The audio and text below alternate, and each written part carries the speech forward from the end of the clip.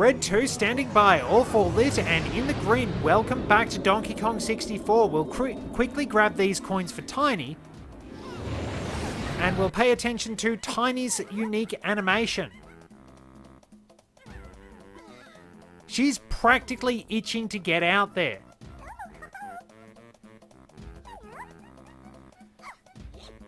So we'll move around to Diddy. We can see her in the background looking around, and she'll be trying to get your attention. As I said, if you do happen to rescue Chunky without rescuing Tiny, which is possible because you only need Lanky to get into Frantic Factory, you will wind up having Chunky try to get you to select someone who isn't there. Kind of amusing in all fairness. Now we need to hop up here with Diddy and we'll be able to proceed to the next area. So I've talked a little bit in previous episodes about video game biomes and aesthetics. The way the scene is set. So the way everything is designed, where it's positioned, and what it requires you to do in the game is going to have a fair bit of an effect at actually setting up a level.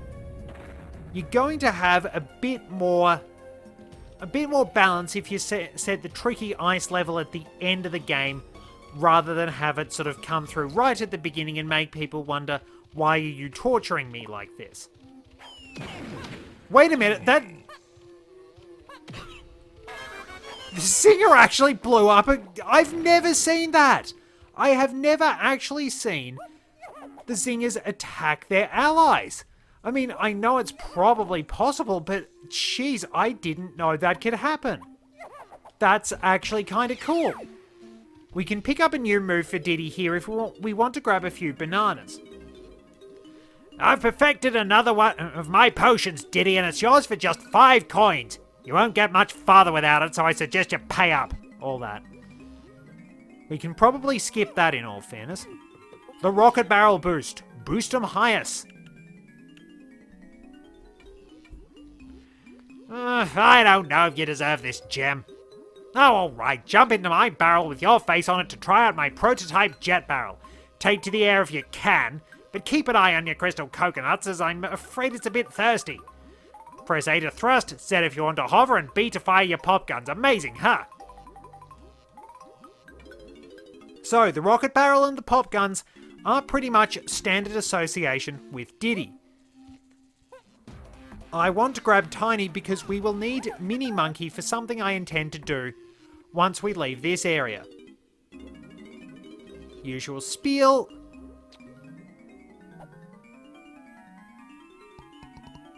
Mini Monkey. Kong'em smallest.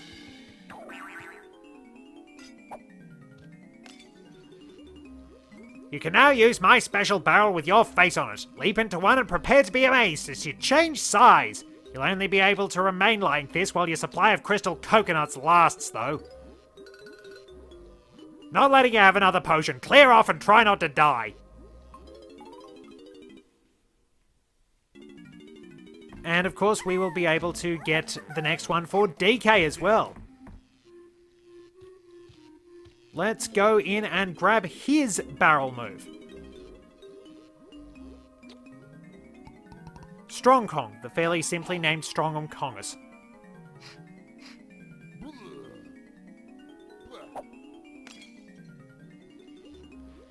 Listen up, DK. Jump into my barrel with your furry face on it and you'll become temporarily invincible, depending on how long your crystal coconuts last.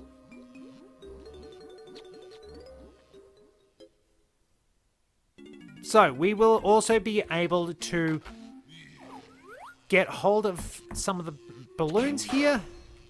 Over the other side. Not surprised that missed if we line up about here.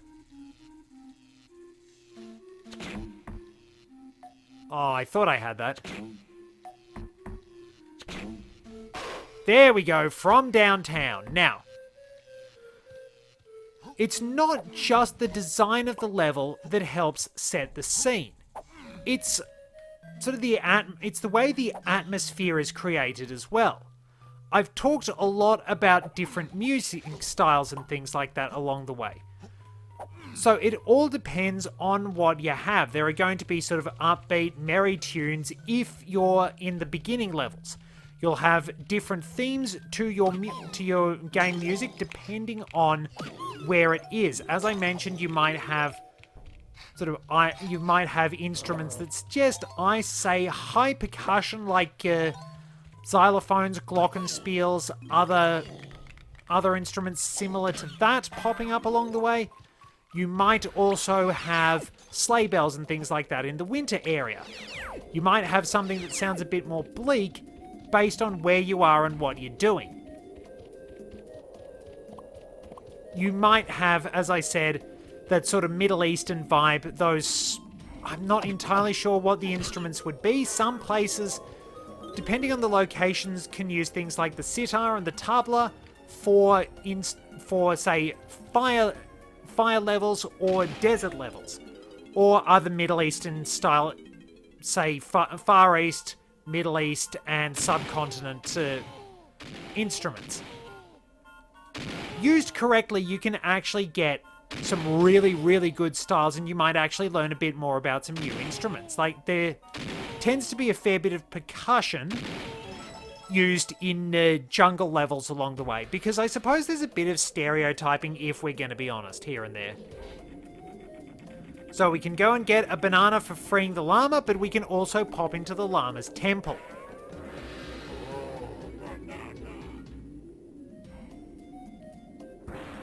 So, we're right outside it, we can rescue Lanky Kong and go and get some DK bananas. How many bananas do I have across all Kongs? 87. Not too shabby. So yeah, there's really a lot that goes... That was a very stylish backflip. There's really a lot that goes into making the aesthetics of a video game level. And if you get it right, it's absolutely gorgeous. You can get some really cool design. You can get some really cool designs and really good creativity out of things. Alright, we need to go a bit further back for that. Of course, every game's going to have a slightly different approach to things. But there are sort of overall traditions and conventions and things like that. So seeing things that wind up breaking those conventions a bit can be particularly helpful. So there's good old Lanky. It is theorized that Lanky is connected in some way to the Manky Kongs that appeared in various levels in Donkey Kong Country. Now, this lava isn't instant kill as far as I know. It's basically really hot water.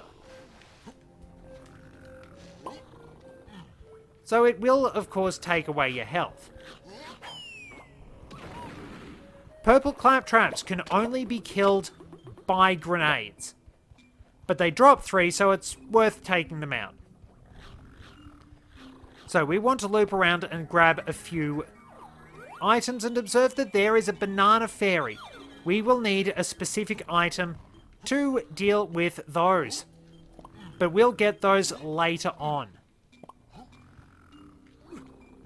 So yeah, we've covered a lot of things, and structuring the music just right is a really good way to actually set everything up. It's why you've always got those really intense, you've generally got more intense and atmospheric music for boss fights. Depending on the situation, you can wind up with, say, sadder music for more emotional scenes. It's essentially like movies. You're going to have the score playing out a certain way at a certain time based on what the game wants you to feel, what it's presenting to you. For example, something like Angry Aztec, its exterior music is sort of adventure, it's danger, it's a little bit of danger, it's excitement. Things like that. The music in its temples is softer and mysterious. Sort of what's inside here? What are you going to discover? Little things like that. And just the way it changes, the minor and major keys, for example. Did I wind up throwing an orange? the way that works, like, listen to the Imperial March. Could you actually imagine the Imperial March in a major key? It would sound ridiculous. But because it's in a minor key, it works. And the way everything's set, for example, some of the music in even in Donkey Kong Country 2, just the fact it's set up the way it is winds up just changing everything. Now, it's the same case with Banjo-Kazooie as well. In Banjo-Kazooie, most of the music is in a major key. This is a fun, exciting, entertaining adventure. It's a little bit goofy, it's a little bit silly, but overall it's fun. Most of the music is in the major key. As I said, I think Clanker's Cavern and Rusty Bucket Bay are the only level themes that are actually in a minor key. At least I think that's the case for them anyway. I think the Gruntilda battle might also be in a minor key, but yeah, there's a lot that just sort of changes depending on which key you set it in. It wouldn't necessarily work if you put something that's meant to be in a major key in a minor key. It's just how it all sets up. In the case of Banjo-Tooie, for example, the music is mostly in a minor key, reflecting the fact that the game is a lot more serious. Might grab some tiny coins nearby, but we can see Lanky waving just off to the right. And Lanky will have somewhat goofier instrumentation accompanying him. His signature instrument is the trombone. I meant to get tiny coins. Interestingly enough, Squawks didn't actually turn up to talk to us. Now, if we had Tiny's gun, we could wind up getting some balloons in here, but that's okay. Weird, Squawks doesn't come in to talk to us. We will need to grab some coins for Lanky, but we'll have enough bananas to go and battle the boss. We do need 2 more gold bananas, though. So I've still got to go and grab the banana for freeing the llama. Then I will go and grab DK's blueprint, and then I will go and fight the boss, and we'll wrap up this particular episode, or at least parts of it, by going to beat the boss and go to Frantic Factory. So yeah, character leitmotifs can have a bit of an impact as well. Interestingly enough, even though it's sort of used as a broader theme for the Empire, the Imperial March is supposed to be Darth Vader's leitmotif. You compare the effects of something like that with Princess Leia's theme. Just compare how they wind up making you feel. I can also get some kit with Lanky if I go over here, because I do need the orangutan. I will pop in and get that. Ah, there we go. It has to be in the level proper. So let's pop in, get the orangutan, and we can beat the boss too.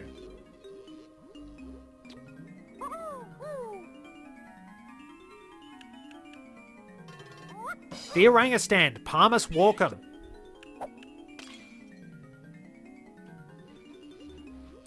This handy little move should help you get up steep slopes. It's easy enough even for you, Lanky. Just press and hold Z, then press B. Keep Z pressed to keep the handstand going. So yeah, the creative application of music is the perfect situation. It's a perfect way to set the scene in different levels. We also get a very goofy movement as Lanky tiptoes, walks, and runs. He is a bit of an oddity, but he's still a fun character, at least I think so anyway. For example, like music randomizers. I can only speak for what I've seen in Ocarina of Time, but changing up the music and where it plays can have a drastic effect on things. For example, you might wind up getting something goofy like having Ganon's theme play in Kokiri Forest, or the horse race theme playing during the escape from Ganon's castle. Things like that just add add, well, weirdness, and they just don't seem right. If the music is composed well, it's going to add extra sentiments. Like, for example, you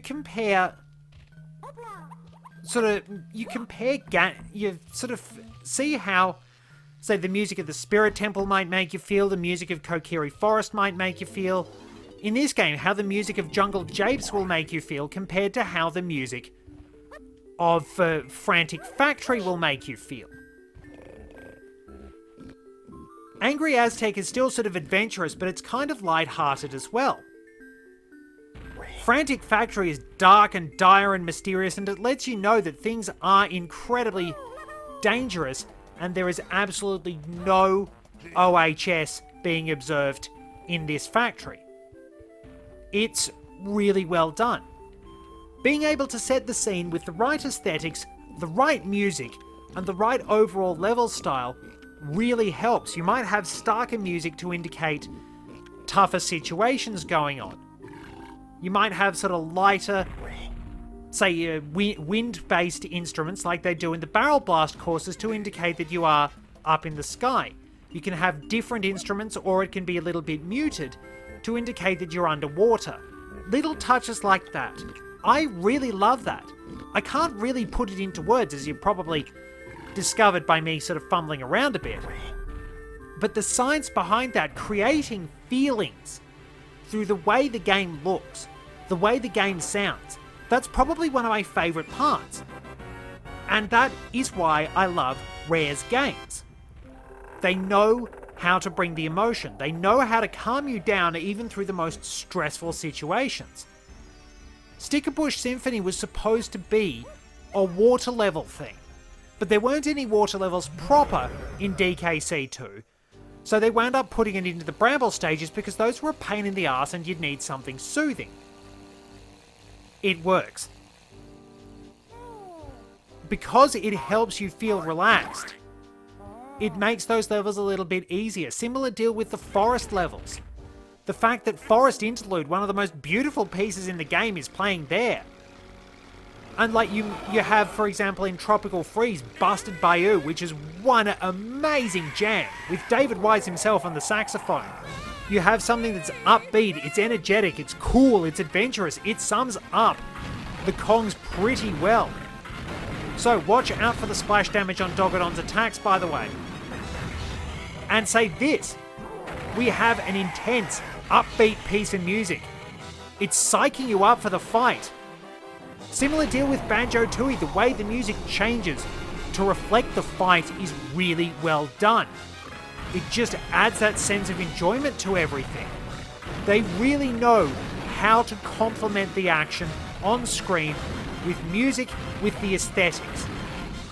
It's all so well done, and this is why at the top of their game, Rare was an absolute master. I consider myself very lucky to be growing up in the golden era of Rare. Like, everything was just felt so good, even though there are so many flaws with this not quite being finished. The fact that Hunky Chunky can clip through so much stuff. There are little issues along the way. The fact that it is such a long game. It still has heart. It has charm. There are individual characteristics for each of the Kongs. There are so many little things that just make them enjoyable and entertaining characters. There are even neat little idle animations for your villains. And there you are. We have dispatched Dogodon. Second key is ours. And we'll stick around with DK. We will need to make sure we set up the 4 warp so we can go and talk to Snide. Now, our rocket barrel is over here. We can actually go and get another banana with Diddy, but I'd much rather go over to Snide's, which is just which is not in the hot sand at all. Now, that temple you do actually need the rocket barrel to get, but as I'll show you now, I stuck the landing.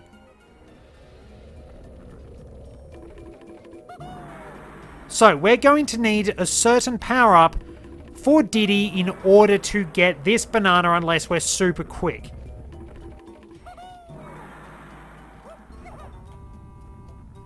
Oh, I think I stuck it.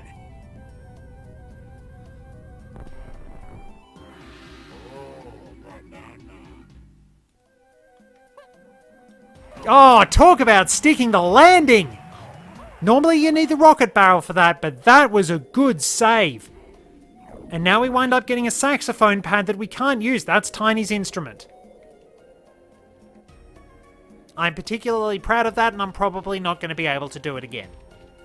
So, we'll get some more coins for DK. Is there a warp near Snides? The four banana port should be nearby. I think it's near Funky's, though, which is a bit of a nuisance.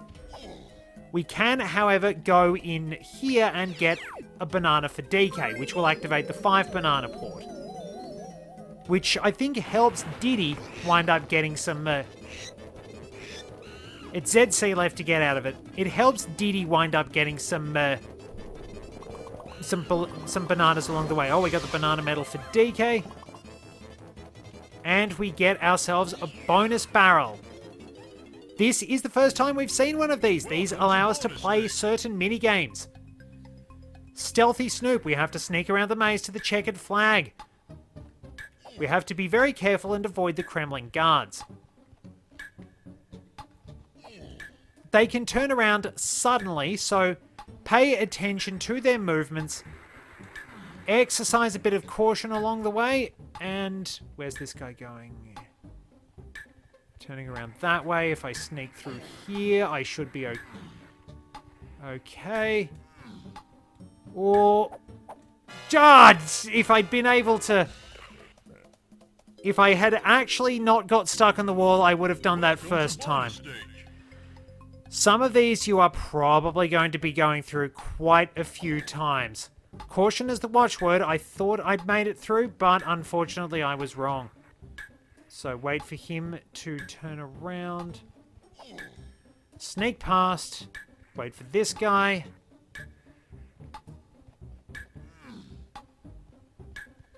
Turn the camera around because, of course, this is a 90s/early 2000s platformer, so the camera is perhaps the greatest enemy you will face in this game. And there we go. Completing a bonus barrel nets us one of our gold bananas.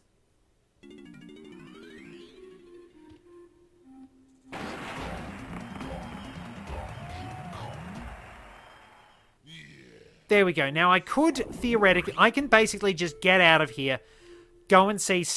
I can basically just get out of here, grab that banana, and then we can go and talk to... we can go and talk to K. Lumsey. We pretty much have everything we need because we need 15 gold bananas to get into Frantic Factory. That was basically the plan. Get all the Kongs rescued, and then we'll go and do some extra little goodies, which will allow us to progress a bit further in the game. We'll pick up a few important abilities and also get that banana camera. There is a banana camera, and we get it by going to Banana Fairy Isle. So if we're over here, there is one more DK banana. And, as it happens, we know exactly where the last one is, barring his blueprint. There is a 5-door temple, which basically is all Kongs have a gold banana in there. That has a really, really forgiving hitbox. That doesn't. So, out we go, and we can proceed to our next... We can proceed to the next level. We'll be good to go.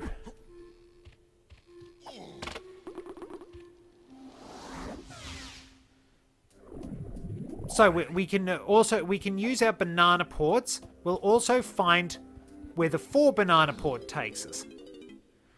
And we will also need Lanky to get to Chunky. That's why we picked up the Orangutan, because Lanky needs the Orangutan. There is a gold banana I could get on K. Lumsey's Island if I have Lanky's gun, but I'm not going to worry about that until I get the orangutan sprint. I know it is the orangutan sprint, but I don't know why I keep calling it that. 2 down. This will actually give us access to 2 levels. We don't actually get anything for handing over Frantic Factory's key.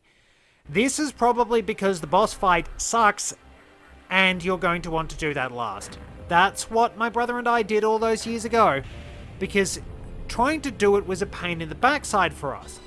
Now, I'm not going to lie, the camera is horrible. The camera is probably the biggest foe you will face in that fight, but we've unlocked Gloomy Galleon and Frantic Factory. So, we can head over here to Crocodile Isle. Now, the original Crocodile Isle sank. It was destroyed at the end of Donkey Kong Country 2.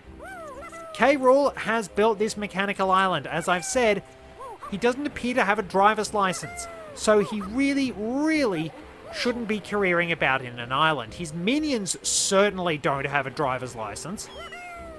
They are not, by any means, competent. Nobody is actually qualified to drive this thing. Now, if we go over here, we can find Snide's HQ for the DK Isles, because there are blueprints. But we want to keep scaling Crocodile Isle. Once we get up to the top, we don't have to take this particular arduous walk, because this is where the 4 banana port leads us. We go here and we get into the entrance lobby of Frantic Factory. I thought you needed 10, but you need 15. So we'll skip B-Locker's blather, and in we go. Where K. Rool's little pet is watching television. There's one of them cogs! Get him! Whee! Catch me if you can!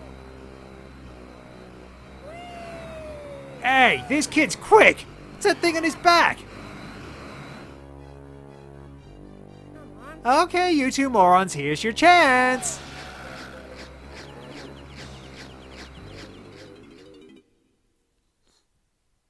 Welcome to Frantic Factory. Occupational health and safety are not a concern. There's a very beautiful setup that you may not actually get to pay attention to. Basically, it's a music box effect. There are certain higher pitched notes in the music for this level, which are played by a clockwork music box which actually winds up as you go. I thought it was connected to these things, but they tend to wind up and down at different points. They are mecha critters. Get rid of them with a grenade. They will chase after you relentlessly, and they cannot be damaged by regular attacks. You must use grenades. And they basically clutch their neck like they're suffocating and fall over in a fit of histrionics. Now, there's actually a nice little touch. If you get the timing right, and it's fairly easy to do. Chunky can deck them with the Primate Punch, which we pick up in this level. It really does help if you're actually listening to the OST in order to find out that little music box thing. So down we go. We will rescue Chunky and then we can exit then we can wind up exiting the level, and I'll go over to Banana Fairy Isle just to wrap everything up. Our production room isn't active yet. We get a much more menacing aesthetic in here. Different instruments, sort of lower brass, which can be used to add a comical or goofy tone to things. Grab some coins for Lanky. because of course we can pick up a few other things along the way. Not going to worry about the bananas just yet. But we can hit this to open a gate near the start. This will allow us access to the top of the factory. I don't know why, but I've always had an appreciation for the aesthetics of the industrial levels. Even though it's a pain in the backside, Rusty Bucket Bay is my favourite level in Banjo-Kazooie. I love Grunty Industries despite its irritating complexity in Banjo-Tooie. The level theme and level style for the factory levels of Donkey Kong Country were always very enjoyable too. Chunky free now. Thank you, friend Lanky. Chunky can collect green bananas. Me wait in tag barrel until you need help. Last time I actually managed to trigger that by walking off those pipes up there. Not sure how I managed it. But let's at least get that gold banana. And do the wave. So now we should switch to Tiny, and I'll very quickly... Where's the tag barrel? That's death. So I'll switch to Tiny, we'll exit the level, and you can see Chunky waving to try and get our attention. But he panics. Yeah, he will try and get us to pick Tiny, and he'll be quite relieved if you don't select him. But as I said, if you did manage to go out of your way to not rescue Tiny, Chunky will try and get you to pick someone who isn't there. It's pretty goofy, but it's just fun to see. Anyway, from downtown! As always, water is soft in video games. You do not take any damage from falling into water, unlike poor old Buster, when they tested the myth that a dropped hammer going before a person could wind up breaking a fall. Things did not wind up going very well for poor old Buster. He lost a leg.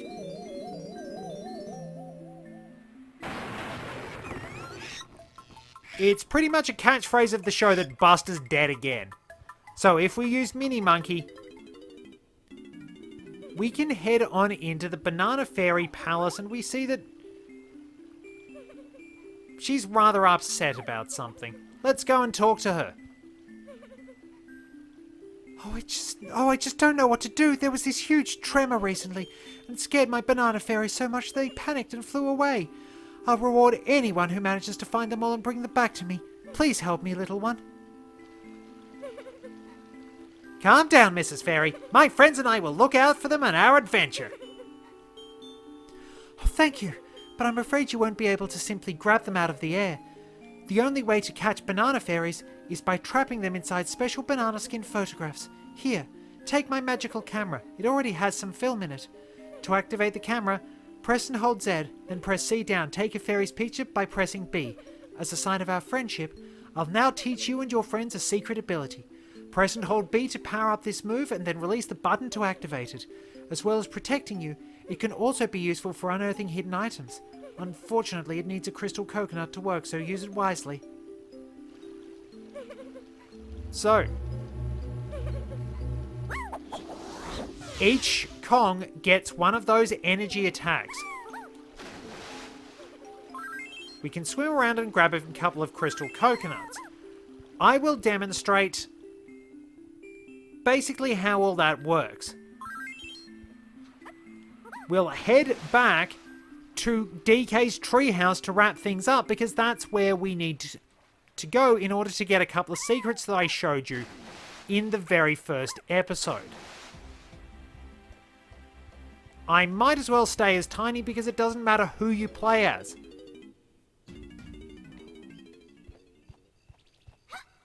We have to head all the way to the back and all the way into the Banana Horde. Banana Horde's just up here. No, it's not. Well done.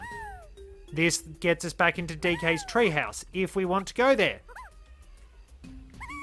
Now, of course, since we are playing as Tiny, we are going to be able to get our ponytail-based move fairly soon.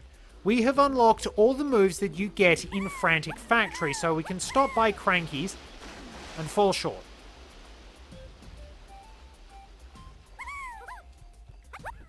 I do really want to demonstrate what goes on here.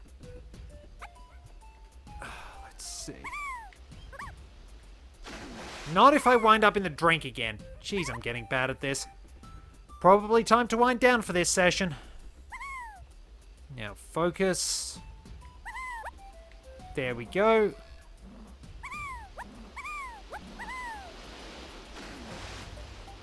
Why can't I get there?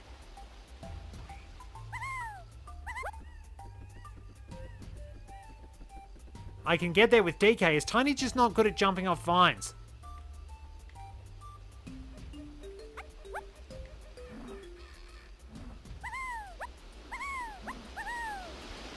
Finally, we made it.